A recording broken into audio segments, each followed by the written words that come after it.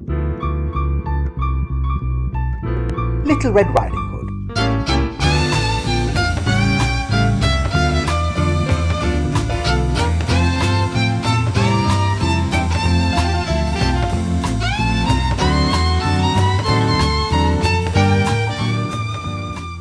Once upon a time there was a poor widow who had one little girl of whom she was very fond. The girl was very sensible, and so, as soon as she was old enough, her mother, who was always busy, used to send her out on errands by herself. To keep her warm and dry, her mother made her a little red cloak, just the same colour as her rosy cheeks, with a hood which tied under her chin with ribbons. "There goes Little Red Riding Hood," people used to say as the little girl went by with her basket.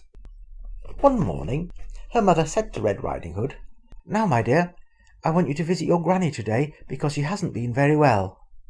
So Mother filled a little basket with a dozen fresh eggs, some country butter, a homemade loaf, and a pot of blackberry jam.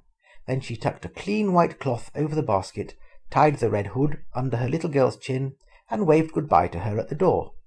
"Be sure to be back by sunset," she said, "and don't speak to anyone on the way." The grandmother's cottage lay on the other side of a large forest, and, as it was autumn, Red Riding Hood was glad of a thick cloak to keep her warm on the way. She skipped along, not stopping to chase the leaves fluttering from the trees, or to talk to any of the animals she met on her way, although a squirrel dropped a nut on top of her head to make her look at him, and a deer peeped shyly from behind a bush.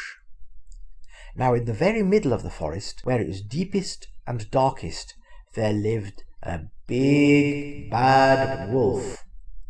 Red Riding Hood had to go right past the place where he lay to reach her grandmother's cottage, and when the wolf saw her go by, he said to himself, "What a pretty little girl! I wonder where she's going with her little basket." He made up his mind to find out if he could, but as he was very cunning, he didn't jump out at once in a rude way. Instead, he smoothed his rough coat as flat as he could, and putting on his most charming manner, he stepped out onto the path just in front of her. "Good morning, my dear," he said. "And where are you going to this fine morning?"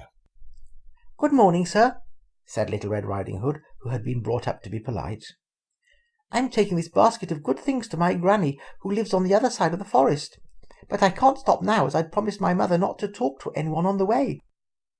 Now, not far from where the wolf had been hiding, a woodcutter had been at work. The wolf didn't know he was there, because he had stopped cutting down trees to have his lunch, and the strokes of his axe were no longer ringing through the forest. As he was eating the bread and cheese which his wife had put for him into a spotted handkerchief, he saw the big bad wolf talking to the girl. "I wonder what mischief he's up to," he thought. He saw the wolf say goodbye to Red Riding Hood and sneak away behind the trees in the direction of the grandmother's cottage. As the wolf could run much faster than Red Riding Hood, he got to the cottage first. The grandmother, hearing a loud knocking at the door, thought it was Red Riding Hood, and called out, "Lift up the latch, my dear, and walk in." Then the wolf burst in. He turned the poor granny out of bed, pushed her in the cupboard, and locked the door. Putting on her nightcap, which had fallen off in the struggle, he tucked himself up in her bed to await Red Riding Hood. In the meantime, Little Red Riding Hood went on through the forest until she came to her grandmother's cottage, not knowing that the wolf had got there before her. When she arrived, she knocked politely on the door. "May I come in, Grandmamma?" she called. "Lift up the latch, my dear, and walk in," replied a very gruff voice. "How hoarse you sound, Grandmamma," said Little Red Riding Hood as she went in. "I'm just a little cold, my dear," replied the wolf. "It makes my throat sore." It was very dark in the cottage, because the wolf had been careful to draw the curtains before he got into the grandmother's bed, and Red Riding Hood couldn't see who was lying there. She did notice, however, that there was one large hairy ear poking out from among the laces on her grandmother's nightcap. "What big ears you've got, Grandmamma," she said in surprise. "All the better to hear you with, my dear," said the wolf, hastily trying to push back the protruding ear under the cap. The wolf had perched the grandmother's glasses on the end of his nose. His eyes looked very large behind them. "What big eyes you've got, Grandmamma!" cried Red Riding Hood, beginning to feel alarmed. "All the better to see you with, my dear," replied the wolf, blinking his eyes very fast. Then Red Riding Hood noticed the wolf's white teeth gleaming in the light of the dying fire. "What big teeth you've got, Grandmamma!" she cried, now very frightened. "All the better to eat you with, my dear," cried the big bad wolf, and he sprang out of bed. And he would have gobbled her all up, but at that moment the woodcutter sprang in through the door.